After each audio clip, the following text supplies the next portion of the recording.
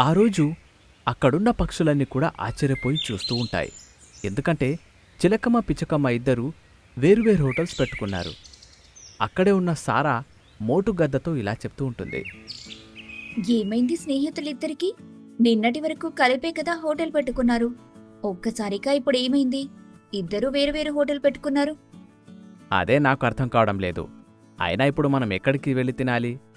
ఒకరి దగ్గరికి వెళ్తే ఒకరికి కుళ్ళు పుడుతుంది. ఏం చేయాలి వీళ్ళని అని మాట్లాడుకుంటూ ఉండగా ఇంతలో బుజ్జి అనే పిచ్చుక అక్కడికి వస్తుంది. తను ఎవరో కాదు, సోను పిచ్చుక భర్త.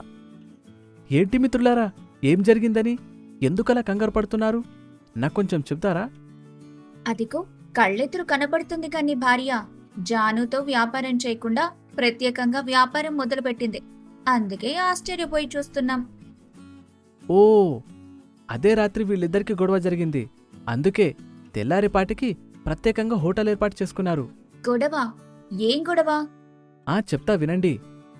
ఏం జరిగిందంటే హోటల్ అయిపోయిన